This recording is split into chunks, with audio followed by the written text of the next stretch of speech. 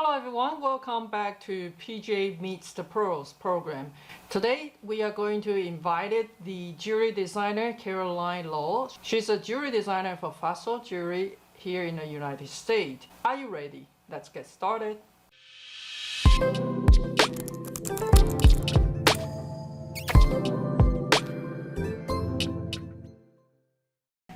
Hi Caroline, it's nice to have you here. It's so great that you're willing to share your experience with us. I know you are currently work for the Fossil Jewelry, but I also like to know what's your prior experience before you get into the Fossil Jewelry. Hi BJ, and then I started with Fossil as assistant designer, work for about 3 years, and I got a new opportunity with Vera Bradley. And I worked there for about another year. What level are you at the Fossil Jewelry now? So I'm now a designer. So you say from assistant to associate and the designer and the senior designer? Yes. And what is above senior designer? So if above senior designer is assistant creative director, and then associate creative director, and then creative director, and then senior creative director. That's a lot of level there. Whenever we start a season, we'll start with inspiration, trend shopping, and a lot of research, and having an idea of what our concept is, the color, the material. So we'll explore all that first, and then once we have a cohesive concept, we'll then sit down and start sketching. And sketching can be hand sketching, Illustrator sketching, Sketchbook Pro, computer CAD sketching, any type of sketching, whichever applies to you more. I personally like to hand sketch first. It's an easier way for me to have my idea down to paper first without editing or changing anything. And then once we have all the designs ready, we'll then meet with our creative director, senior designer, creative director, and then we'll have a few rounds of meeting. When we are done with sketching, we'll then spec the design. When we have finalized design, we'll spec the design and then send out the spec. But then in between this, there will be a lot of PD work. They will go behind the end, creating material lists, costing sheet, margin, and all that. And then once we have that, the factory will start making samples. And when they have sample made, it's roughly about 6 weeks. And they will send it back to us. We will review it, we'll have meetings with all the seniors. After that, they will eliminate a few designs and decide to pursue with 75%-ish of the line. But at the same time, they might add more design to it. So we'll continue the same process, we'll spec, and at the same time, we'll comment on what we have received already. And then we'll send it out, receive another round of sample, and we'll repeat that for 2 rounds. And we'll receive the final sample, and we'll decide whether it's in or not, and we will not have the time and the money to explore it further until the next season. What is a collection means in terms of numbers of the work or like pieces, or what type of a piece going into a collection? So it depends on each company. For us, each season we have roughly about, depends on the season, it's like 60, 70, sometimes 80 if it's a lot. And in a collection, we might have 4 to 5 groups, and in each group we'll have a earring, a necklace, a bracelet, a ring. Sometimes it can be multiple, maybe a stud and a hoop and a choker and a pendant necklace, a bracelet, a bangle, and then 2 rings. Just depend on what the design is and what the need is. There's not a really strict rule about how many pieces should be in a line. In your daily job, what type of a software that you usually use? So we use Illustrator for 2D design, 2D drawing, and we use Rhino a lot to build models, create models. We send them out to get wax printed, and we have a collaboration studio that print wax for us. So in your job, do you get to make the sample, or you always send it out for the sample? So it depends. If it's something really easy to communicate, and those material we have in-house, like beads, strings, and it's something we can mock up really quickly to show our rough ideas. We will mock it up in-house, and then we'll send it to the factory for them to reference. But most of the time, we send them a spec sheet for them to start from beginning to sample. At your point of view, now it's a designer at the Fossil. How important you think hand sketch skill is? I think the ability to hand sketch is important, but it doesn't mean that you have to be a fine artist to communicate your design. You can have a pen and a paper and just sketch out rough idea and then translate it. I feel like sketching is just a way to communicate.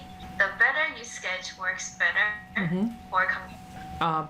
What will be your advice for the young people who want to work for the corporation as a jewelry designer? First, you have to be patient, and then you have to be very, very passionate, because as a designer, this is a skill that you have, but at the same time, as any athlete, this skill may run out or wear out. The more you see, the more you know. Your design skill will change through time. So I feel like as long as you have a passion for jewelry design and you know this is what you want to do, I think it will help a lot in the future path. Just like any other career, you will face difficulties, you will face, you'll be bored, you'll be challenged, but as long as you're passionate, you will be able to conquer everything. What I learned in college and what I've learned in professional field is kind of different. In school, we learned all the things that you said more about studio and about Illustrator, Photoshop, Rhino. But then at the time when I was in school, I didn't really know how to use it. I think what in the industry, it teaches you utilize the skill that you learned in school and make the most out of it. I think in professional world, it's more about practice and exploring, because all those programs keep updating by each year, and it's not possible that I go back to school each year to learn all those. Right. So I have to build in my skills from exploring, asking people, and if somebody built a model that I admire and I was like, oh, that's really cool, I'll ask them how they done it. And I think that's just another way of learning.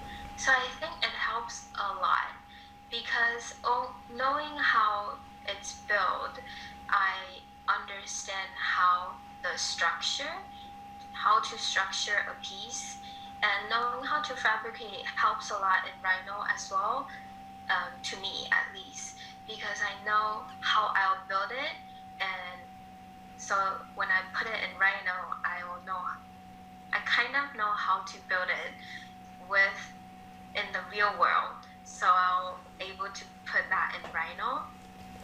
Also, especially because I am in a corporate office, so we send everything to the factory. If I don't have the knowledge of fabrication, to me, I think I will have a really hard time understand how factory works. I won't be able to tell the difference from wax carving, casting, and fabricated just by soldering, because to me they will all be the same. I will just send them my measurement and send it to them. I have no idea how they produce it. I don't know if they are using wet plating or IP plating. No idea. And so I feel like those knowledge that I learned as in studio helped me a lot to understand how the factory work, what material we can use, material tolerance, different thickness, different hardness of different metals, and different plating, and all that. So yeah, I would say it's very important.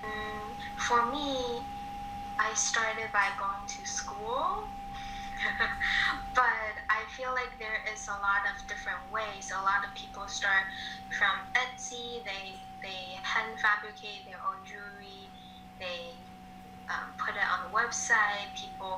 It's like a smaller community that people also give you comments, give you feedback, and that way you learn fast too, because it's a very direct response. But I did start with school. And school, it's like a concentrated education. They tell you how different path you can be for your future. Either you want to be a studio bench, or you want to have your own company, or if you want to just be a designer, start from designing. School can give you resources for that as well. So how important do you think an internship as a designer when they were in the school? At school, our school offer a sponsorship program that they collaborate a class with a company in the industry. So I personally took a class with Fossil for jewelry and watch, and then another class for eyewear, and another class for, I forgot, but something. Sounds like all the class with me. Yeah, but I don't remember the last one. Oh, it's another jewelry. It's very similar to internship, kind of, but very condensed. So we have meetings with them and all the fun stuff. But right now, working in the company, and we have intern every season for every team, and our internship program is actually very nice. All the intern will come in, they will work with us, they will do the same, we sketch together, they will learn our design process, and then they will also at the same time do a intern project to present at the end to all the leads, so they have at least something to take home with, to put in their portfolio. It's important, and it's a good time for you to decide whether or not this is what you're passionate at. What is the quality they're looking for intern, and what's the quality for a designer? My team have been interviewing with that we are always looking for someone that's a team player. That's like number one, that what we're looking for. And if you are easily to work with, if you get along with the team, if our pace, our tone is similar, like if the feeling, it's very important. And if we can work collaboratively together, it's very important too, because we do a lot of collaboration. We work with each other all the time, like from the start to the end. We sometimes will design half of a thing and pass it on to somebody else. So it's a very close relationship. I feel like it's very important that you understand rejection. People turn down your design doesn't mean they don't like you or it's not personal. They have a lot of other criteria in their head, especially in corporate office. We have to consider margin, we have to consider target cost, we have to consider MOQ if the item is going to be bought heavily or lightly, and is it going to be with a certain celebration, Mother's Day, Pride Day, Pride Month, or anything like that. So we've gone through sketches and rejection every single day. We can have like 100 sketched out and then get turned down the next day, and we restarted the next day. So it's a very common thing in the industry of design.